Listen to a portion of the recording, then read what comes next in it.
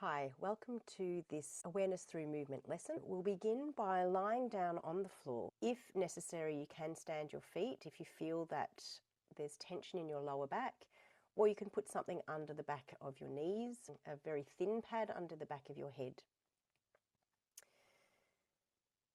Pay particular attention to where your arms are in relation to your torso. What's that distance like? Where are your thumbs, more or less, in relation to the sides of your thighs?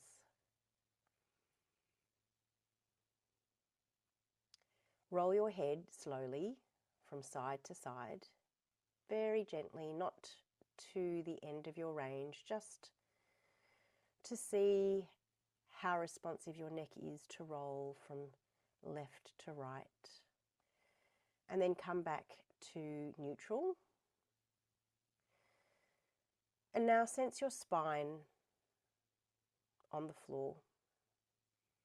Where are the gaps in your spine, under your neck or under the back of your lower back? And notice where there's a clear connection between your body and the floor, from the back of your head right down to the points where the back of your heels connect to the floor. And then finally, notice your breathing without changing it. And feel where your breath reaches to the depth of you, the width of you, into your chest.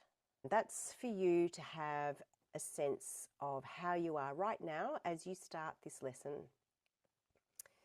And it's a seated lesson. I would say most Feldenkrais lessons do not take place seated, but there are many of them. It was taught to me sitting.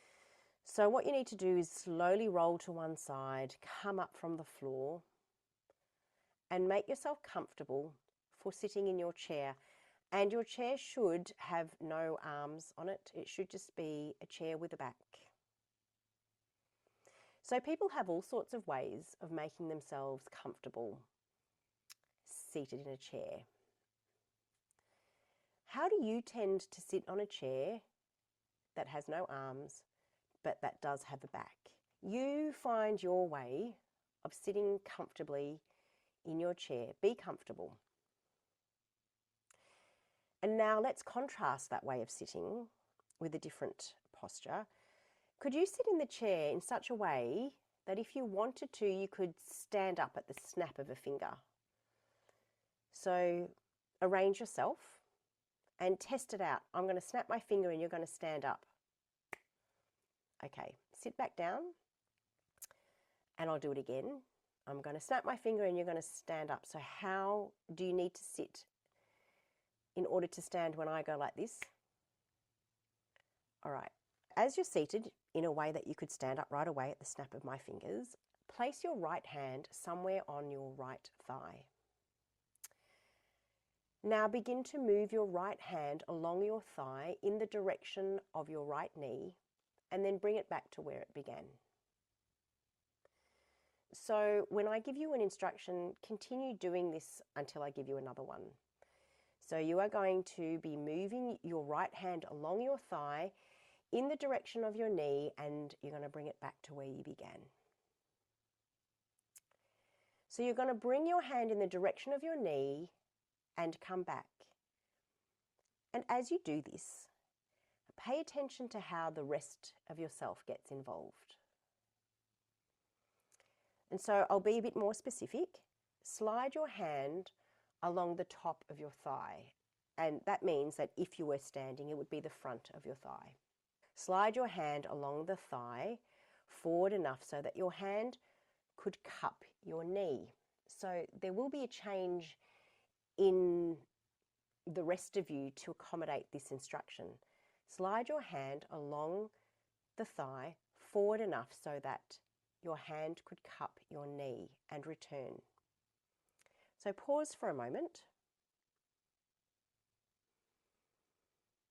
and just register. So we do a lot of pausing in Feldenkrais, and that's not because the work that is done is always difficult or an exertion. It is because it's a lot of information in this small movement that your brain needs time to catch up on. So now you've got your hand still on your right thigh and you're going to slide your hand along the outside of your thigh in the direction of your knee. And you're going to go far enough to cup your hand around your knee.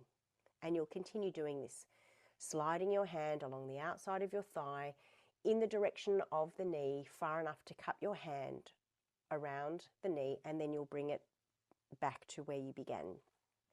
And as you do this, notice the amount of pressure between your hand and the garment that you're wearing or your leg. And have you deliberately chosen that sort of contact? Do you think it's got something to do with the word slide? What happens if I use the word rub? So go ahead and do that. So rub along the outside of your thigh in the direction of your knee and go far enough to cup your hand around your knee and return. So notice a change in dynamic. Notice how the pressure has changed. So pause.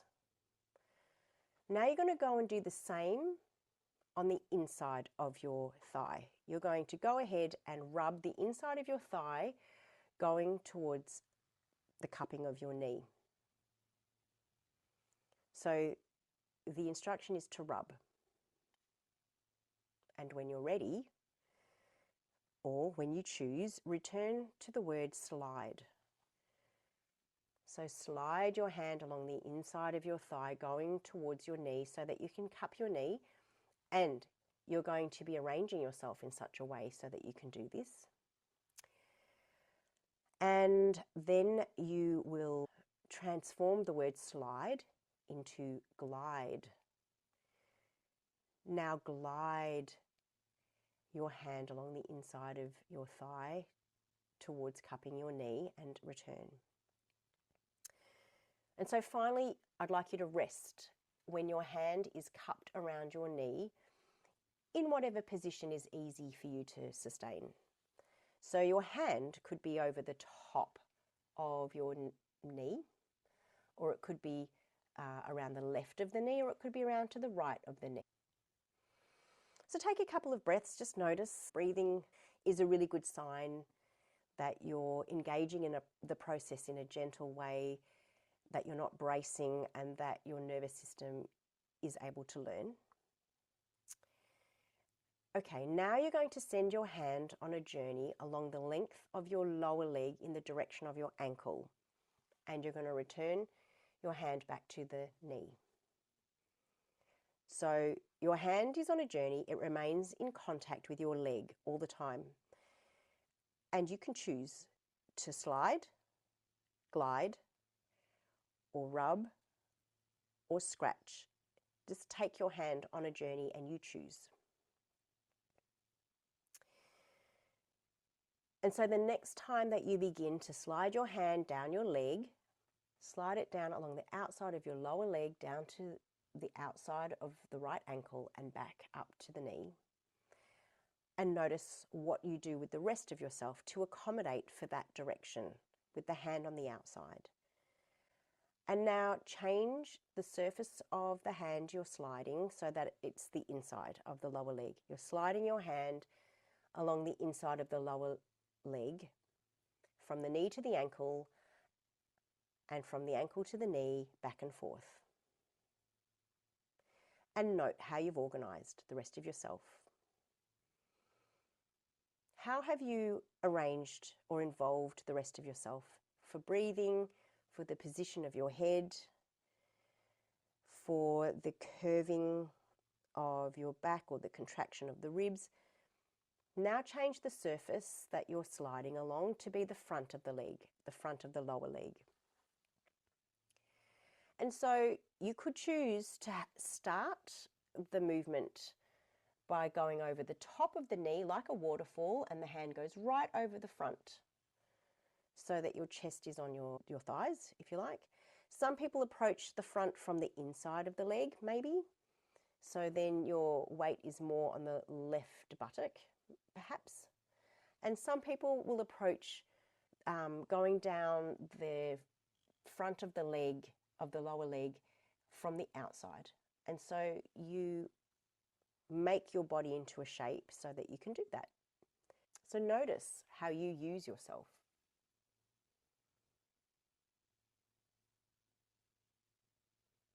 And there are many ways to interpret that instruction. So pause for a moment, let it be, and rest comfortably sitting in your chair. So I'm using language, the words themselves, the utterances themselves. These can form how you act, and sometimes it's the inner voice or how you translate what you hear me say into your way of speaking, and that can be the source of difficulty. It's that translation. So could you please once again sit in such a way on your seat that you could stand at any moment at the drop of a hat. So you've repositioned yourself and you could get up if I asked you to. Now place your left ankle on your right knee, but don't have your legs completely crossed, because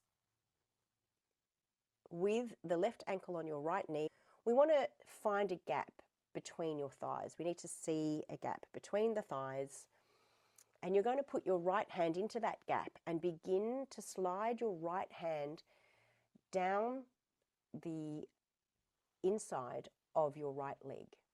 You're having to use yourself, organize yourself to make that happen. And with each repetition of bringing the hand from inside the right thigh through that gap and down along the lower right leg, with each repetition, you're looking for a better way to do it. So you have to be really engaged in this process. You can't be counting reps. This is not exercise. This is being creative in your way of noticing what you do and seeing what you can do differently. At the same time, I'd like your breathing to be free. So no holding of breath. We don't want the nervous system to feel like it has to protect. So right now, in your opinion, does the movement that you're doing have a flow to it? Or does it have jumps and jerks and speed bumps? Is it possible for you to smooth it out so the flow or the sequencing of the hand coming down the inside of the right leg all the way to the lower, to the inside of the right ankle and back up again is more even, and that there's not a sense of jamming up? It just goes. Now take your hand outside of that gap and now slide your hand on the outside of the right leg, the right lower leg, and along the outside of the thigh. And so now that you don't have 2 feet on the ground and you only have the 1 foot, what choices do you make to get your arm around to the outside of that right leg? And so now I'd like you to slide your hand down the front of the right lower leg and return. So you've got a foot probably in the way, so you have to make room for your chest and for your front to accommodate that. I want you to take your time. Don't be in a hurry. Take all the time you want and give yourself ample opportunity to explore, to experience, to experiment, to receive the sensations. Because even the turn of the head can make a difference. You know, if your head is turned to the right as you're reaching down further, or whether you have your head turned to the left. And as you do this movement, notice, is the back of my neck long or is the back of my neck short? How does the shape of my neck affect my breathing? The next time you come more or less upright, introduce your hand into that gap, again, between your two thighs, formed by your two legs. And just like you did at the start, slide your hand down the inside of the lower leg. Notice if anything has changed in the way that you do that. And I find it's always worth noting the changes in the way you do something, in the way you intend to do something. So the intention was, I want to, or Jane has said, bring my hand down the inside of my right leg while my left ankle is on my right knee. That's my intention. So you did it before a particular way. You did a whole bunch of other explorations and now you're doing it again. It's the same intention, but are you enacting it differently because you noticed something else different along the way? And those changes that you detect, if you detect them, are the changes more in the direction of what you want to do? Because sometimes we notice that the changes we make are not in the direction of what we want because we get in the way. Like literally, like my legs are in the way, or an idea that we have that we are too big or we're too long or we're too short, or our breathing is restricted, or an idea that we get in the way of making changes to move us in the direction of what we want. So sit with that for a moment and just pause. Leave all of that, rest comfortably in your chair. And so now as you're resting in your chair, cast your mind back a recent situation or some recent time that you have put a hand, your right hand perhaps, on somebody as an expression of caring. So you're touching them because you care. And I could go so far as to say love, because this lesson is called self-love, but I want you to think about this idea of care. It could be a loving care, it could be a compassionate caring, it could be a kind caring. The point is, think back to that moment, that memory, where you care and you're touching somebody because you care. As you remember that scenario of touching someone else with this caring touch, what sensations begin to appear in your body now? Now, I'm going to assume that you're not just watching a movie in your mind, but that somehow your thoughts have a relationship to feelings and that memory has a relationship to body. I'll say that again. I don't want you to be looking at this objectively as if a movie is playing in your mind. Go back to that memory of you putting a hand out to touch somebody in a way to say, I care, knowing that a thought has a relationship to feelings and that memory has a relationship to body. Now, leave that. Think of another time, a different time where you are receiving a caring touch. So in this scenario, someone is kind enough to reach out and make contact with you, and that contact you have recognized as, oh, they care. And you felt cared for. Have you got that memory? Do you remember what that's like? So please come to sit on your chair in such a way that if you wanted to, you could stand. And now I invite you to put your left hand on your left thigh caringly.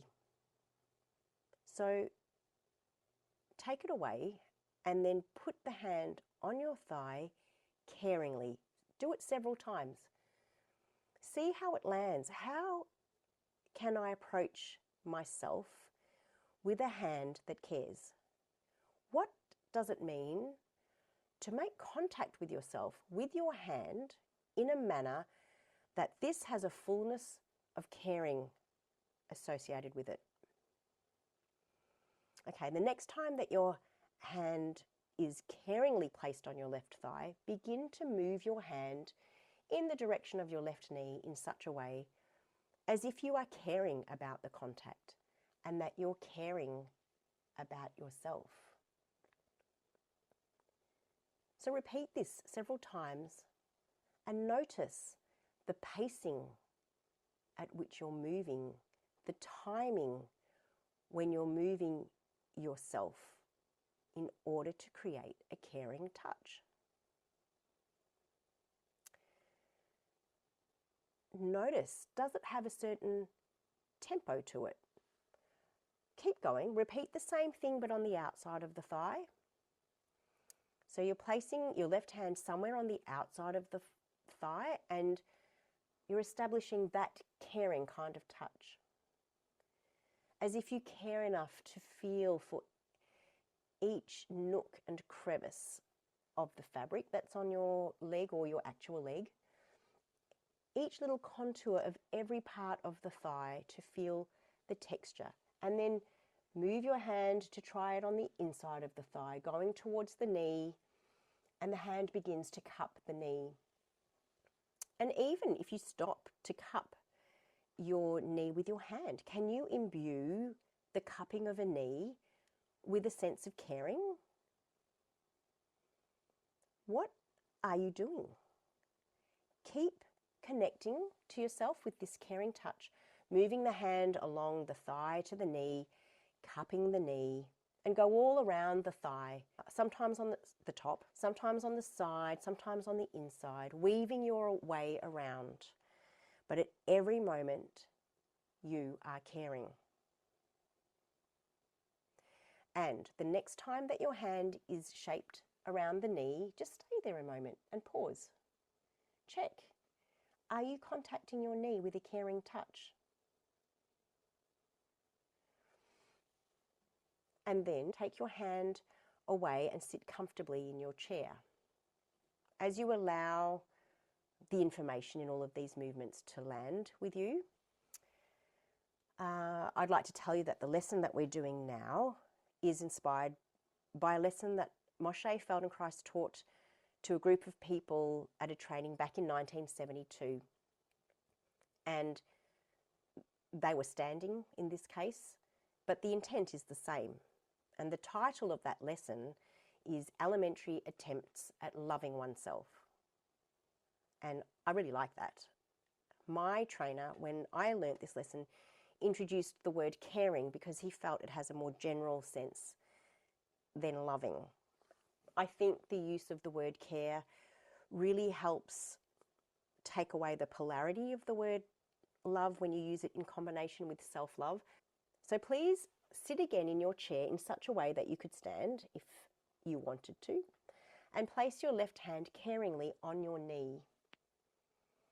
So your hand is caringly placed on your knee and you begin to move your hand along your lower left leg caringly in the direction of your ankle. So that every moment, if you listened to your hand from your leg, you'd experience the hand cares. And so from the knee to the ankle and back, feel free to caringly explore that direction of movement back and forth, inside of the lower leg, outside of the lower leg, and sometimes along the front, and sometimes just meandering about to wherever the hand feels like it wants to go. So notice the kind of contact that you make with your hand on your leg. And I'm talking about sensations. The sensation. How do you interpret the sensations then to be caring? So there's a sense. My hand has been placed on my leg and it's going up and down the lower part of my leg. It's, what is it, soft? Is it slow? Is it fast? Is it, and how does that movement and sensation translate to you as being caring? How can you tell that the sensations that you're feeling on your leg have been caring?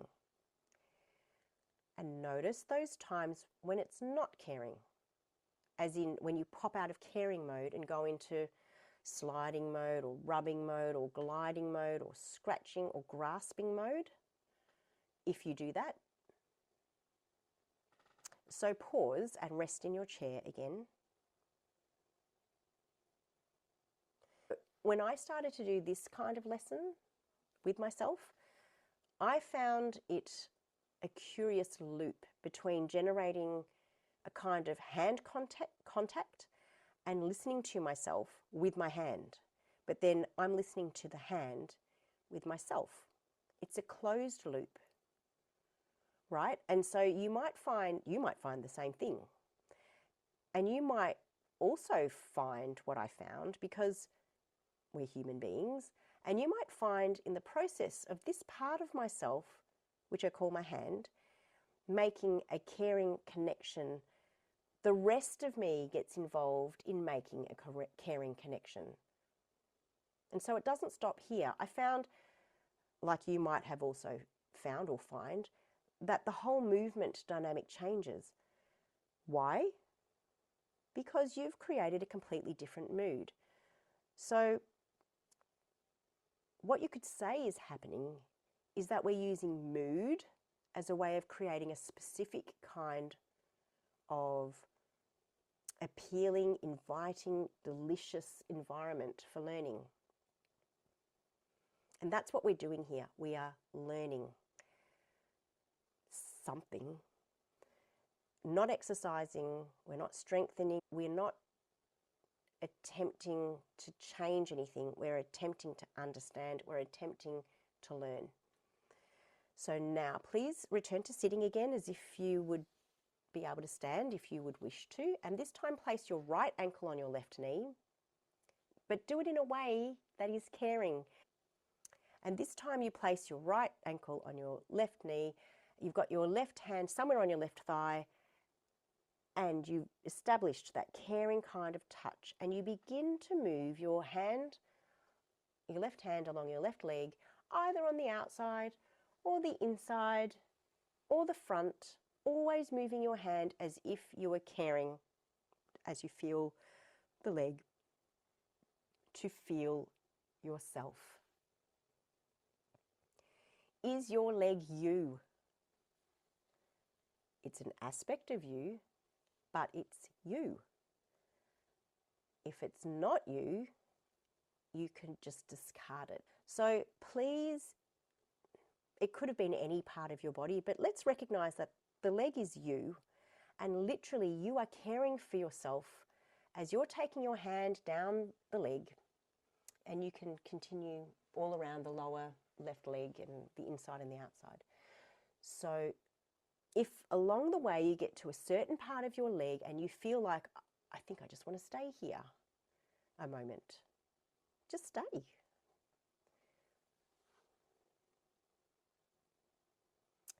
And continue. And then explore for a couple more slides or strokes or caresses, however you interpret that. And now it's time to rest on the floor, to scan and to integrate. So come from your chair and lay yourself on the floor.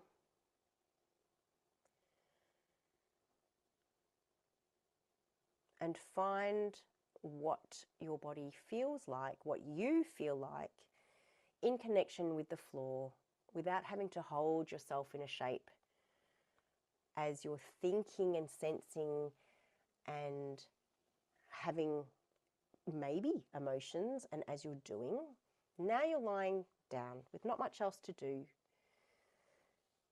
And so when you're creating and skillfully learning conditions for yourself in an awareness through movement scenario, which we've done here, the mood that you generate and the feelings that you generate make a difference.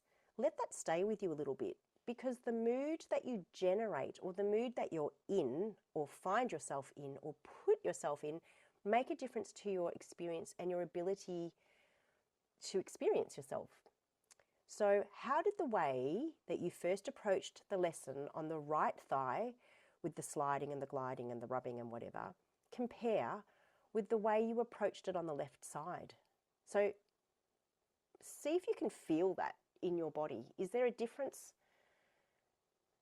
Is there a difference in how you experience the right side to the left side? And I just want to say, I'm very grateful that we have so many carers in the world. And, you know, you may feel it's quite equal on both sides. And there are many carers in the world who don't get overly emotional or swept up in the process. They just get on with things, right? So you can also just get on with things when you do a lesson. So there will be other lessons that I teach here which are more, they're not like this at all. It's, you're doing something. You're not stroking. You're lifting and you're rotating and you're bending and you're contracting and flexing. You just get on with the lesson. But you can still have a mood of caring, right? That's still possible. So on a good day, it's totally in your choice to be caring, right? That's a great day, an awesome day. And there are some days where we just don't want to care. You just want to be angry, or that's a choice. We can be mechanical. We can think of things in a functional way, how it will, being productive. I'm not going to say too much more. How does your body feel now that you attended to the right side according to one set of instructions and the left side according to another set of instructions with another loading or another mood? And how much are you able to get a sense of being caring towards someone, or how much are you able to get a sense of receiving care from others? How does it sit with you to treat yourself that way? This could be absolutely normal for you, or it could be a really strange or unfamiliar way of being with yourself. And so my invitation for you, because we attend to ourselves every day when we shower and dry ourselves, you can deepen this simple exploration in your personal practice. Maybe it's already embedded into yours. I don't know. Thank you very much for your attention, and that's the end of the lesson.